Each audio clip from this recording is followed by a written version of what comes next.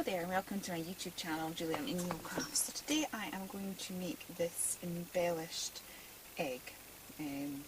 This is for the Poetspice Enchanted Dreams. So this is some sort of fantasy egg. It could be a Fabergé one, it could be a dragon egg, it could be one from the Golden Goose, whatever you want it to be. So this is what I'm going to make today.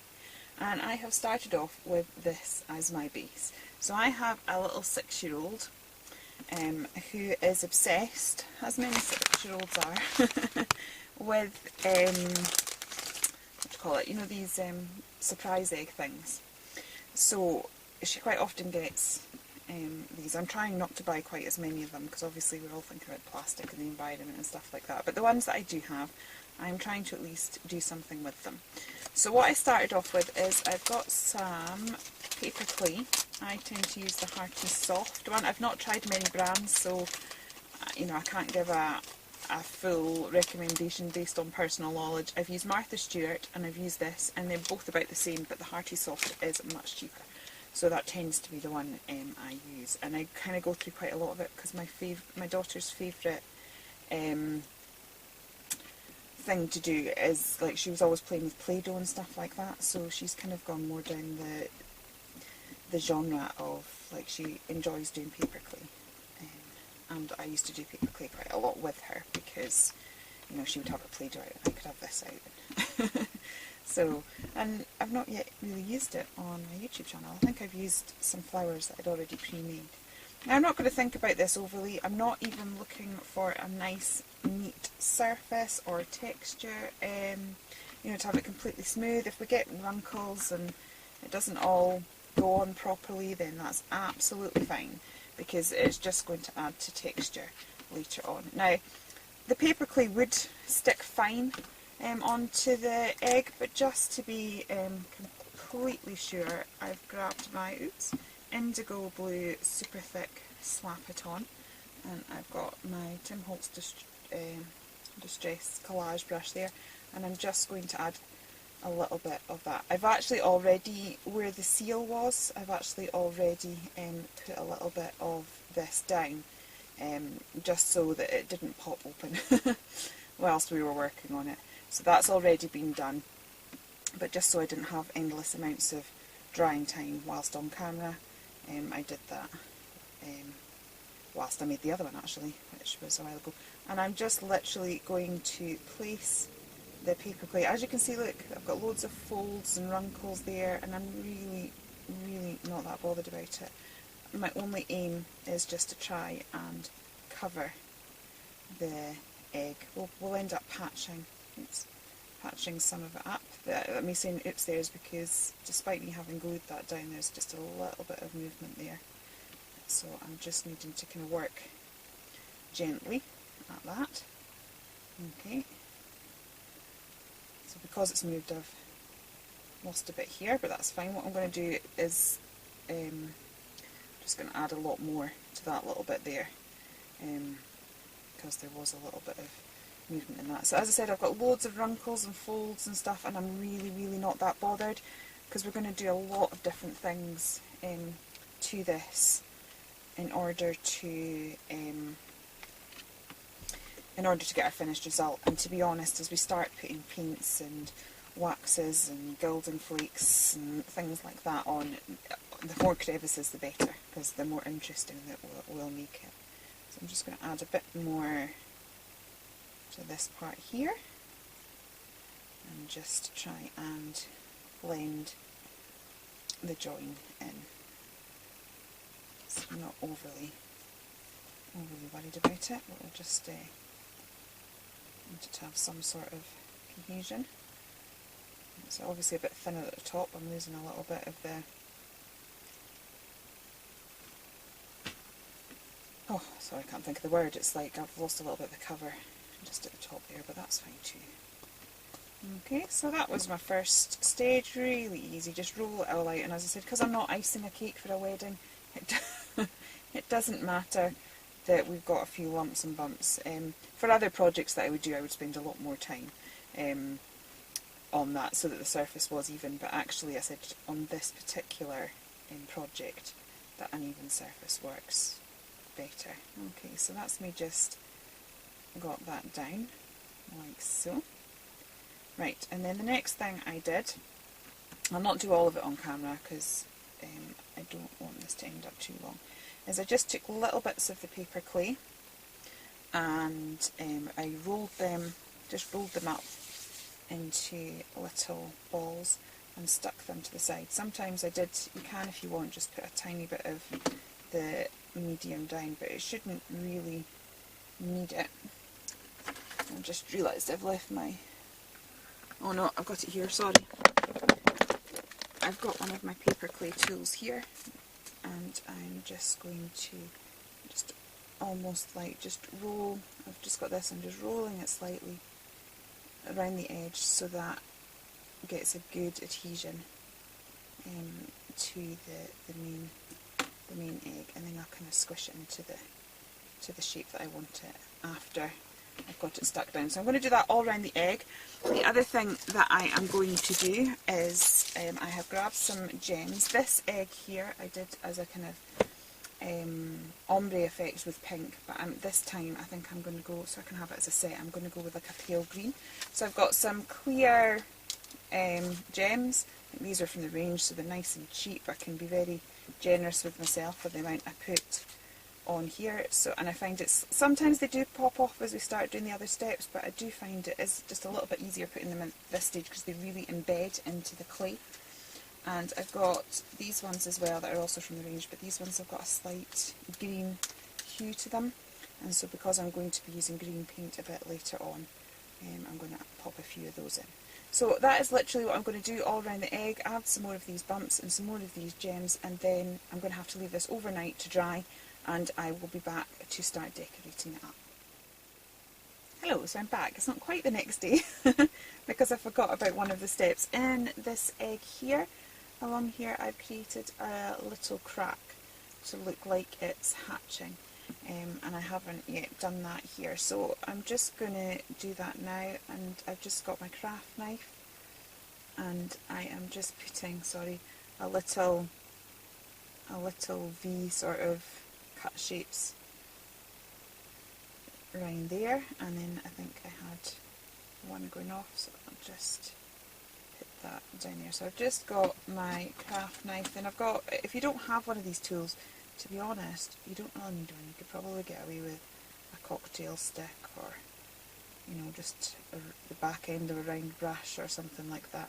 But I'm just, those cut marks that we made, I'm just making them a little bit wider so that the crack of the egg stands out that little bit more. It doesn't matter if you end up seeing part of the plastic egg again, that's not going to cause us any issues, because the time we've filled that with paint and various things, it's not going to make a difference. But it's just so that we've got that look of it's about to hatch, because we've got a few cracks happening in the egg. And obviously this part you do need to be able to do whilst the clay is wet, so that we can manipulate it a little bit. So that's me just added the crack lines to the egg, and this time it'll definitely be tomorrow before I'll be back. Okay, I'll be back in a minute. Okay, so I am back. I have let my little dragon egg dry overnight, and now I am just going to paint it. So what I have got is I have mixed some watercolours with the indigo blue luscious powder, and I am going to use lawn, and this one is porcelain. So I'm going to do that, and I'm going to do the same as I did last time. I'm going to have I'm going for an ombre look. So I'm going to start off with the porcelain, which is white, and I discovered last time I did it that it's best not to have the paint too thin. I'm trying to get it as thick as possible. It seems to give it a better look. So I'm just going to paint that over, just trying to activate it.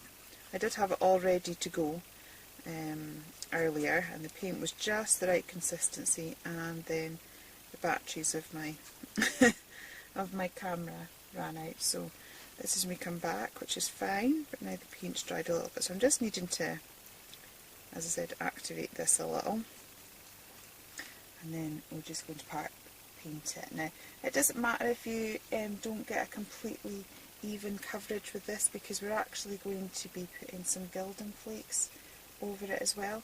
But I'm just kind of going to get this started by putting some of that porcelain paint to give it a little bit of a pearlized sheen. It's probably going to make more of a difference when I go in with this lawn. So again, I'll just activate this. Now, I did find the pigment powders were good because you could get a different, you could kind of choose the thickness of the paint. Now that's kind of shone through a little bit, but we can cover that bit there. Sorry, that bit there. The paper clay is not quite definite enough, but what I will do is I'll make sure that that little bit is covered when we come in with the gilding flakes. Sorry, I keep pulling that off screen. So we'll see any little patches or things that aren't right. We can cover a multitude of sins with this, as I've discovered. We really don't need it to be absolutely perfect in any way. And it's a good way of kind of starting playing with paper clay. I love playing with paper clay. The reason I love it is because it's paper. I know that sounds daft, but if we're paper crafters, we're used to playing with paper. We're used to painting on paper, we're used to using our various mediums, and we know how they react, and that's what I love about it. All the mediums that we have for our mixed media will go on this absolutely fine, because at the end of the day it's just paper. So here I'm using my pigment powders. I have in the past used distress inks, I've used paints, I've used acrylics. Sometimes what you can do, and I have done in the past, is mix the pigment powder into the clay before you start moulding it, and that gives another nice effect.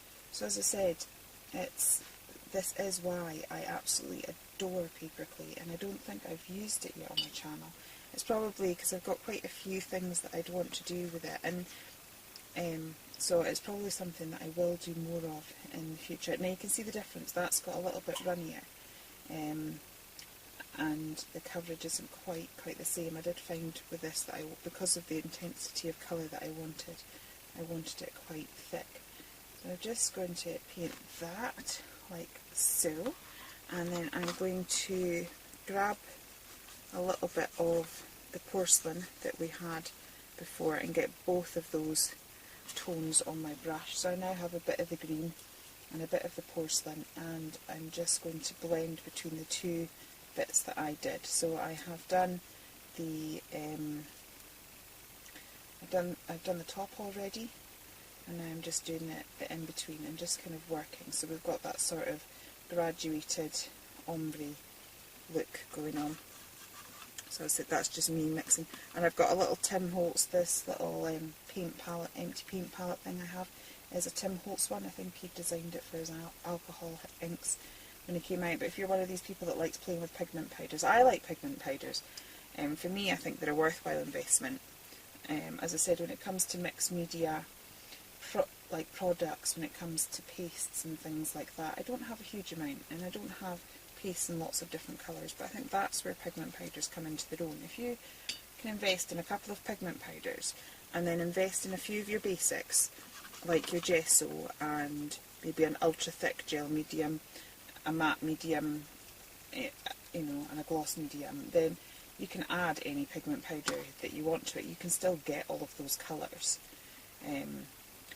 If you want beads in it as well, you can add that. So personally, it's the way I want to go. I think I get far more value for my money rather than buying like a whole paste of one colour. If I do it this way, I can have these products in any sort of colour that I want. Okay, so that's me sort of painted my egg, and I've got a little bit of a ombre effect going there. Now I'm just going to have to let that dry again a second, and I will be back with the last stage.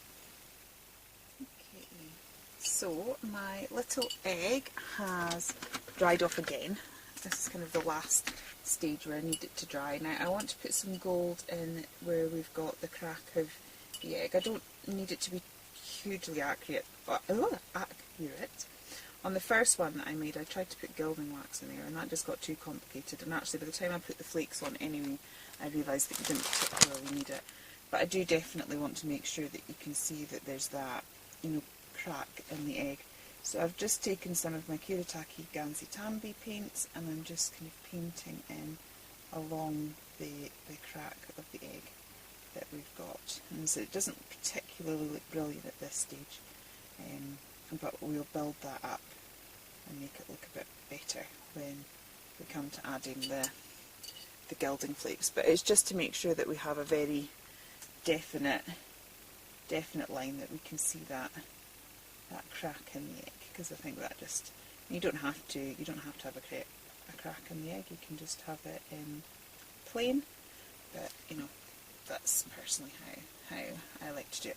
Now I've got some flitter glue from Indigo Blue, and I'm going to put this on with my finger. I have to say that I wouldn't particularly recommend this technique because it is incredibly sticky.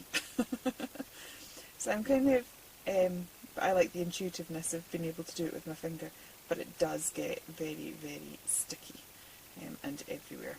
So I'm just rubbing that on the edges of that crack, and then I'm just going to put it in various places round the egg. I'm not thinking about it too much, I just kind of, because I want to see some of the ombre part and I want to sort of bling it up as well.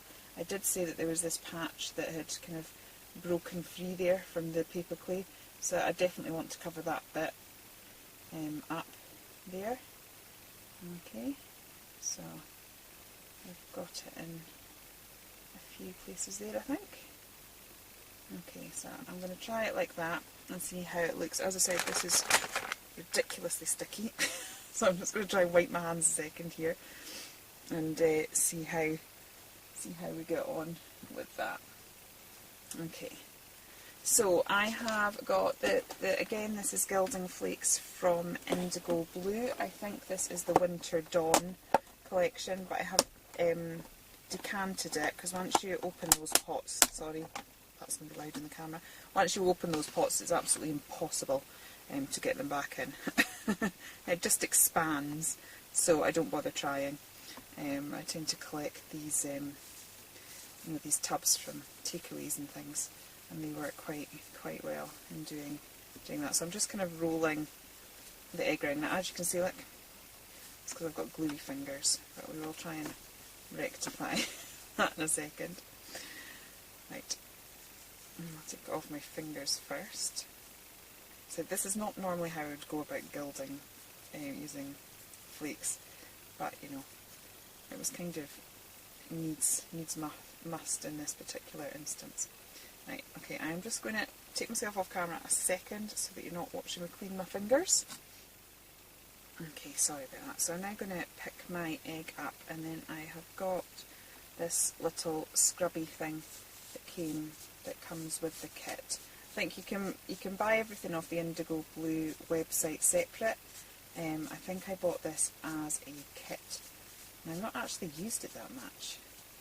The reason I bought it originally was because with the flitter glue you could stamp with it, and that really appealed to me, being able to use gilding flakes with my stamps, and yet for some reason I've never really got the stuff out and played with it before. So actually I just opened this tub of gilding flakes just to do the last egg that I did, and that, I think, was the first time that I've used it, and I've occasionally used another set of gilding flakes that I've got. So I'm by no means an expert when it comes to this. There's probably an awful lot I can learn about it, which I will do, but it's still fun experimenting and seeing what happens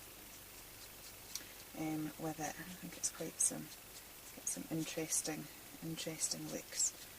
But yeah, I think you can buy it all as a sort of gilding flake kit, or I think you can buy the elements separately. As I said, I bought this when they were actually on Create and Craft, and they've been on Agenda for a good few years now, so I hate to think how old this actual kit is. And I'm just putting a few more bits on because with the scrubby thing, even though those bits were glued, it's not held onto it particularly well.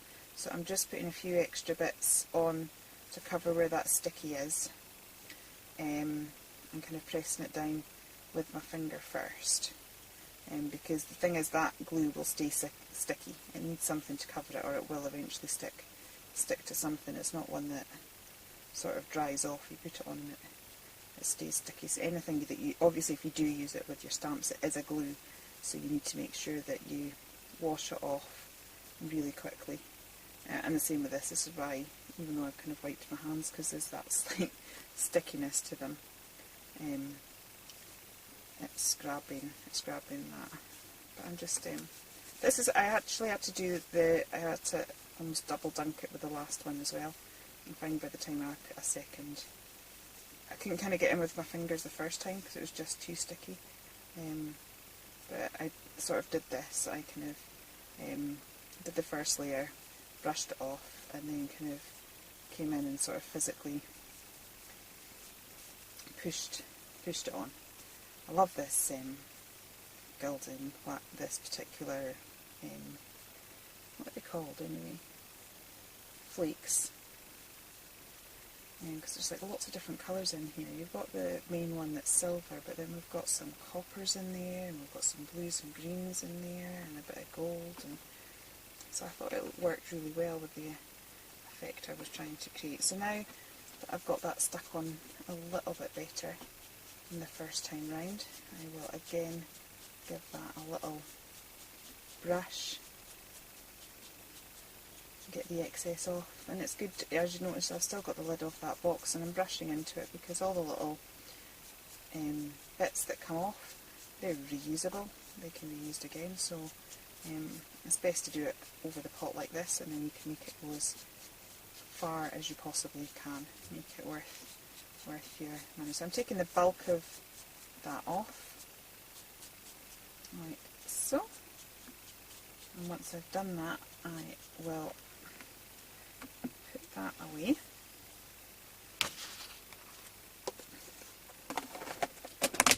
And then pull this in, and just give it a really good, much harder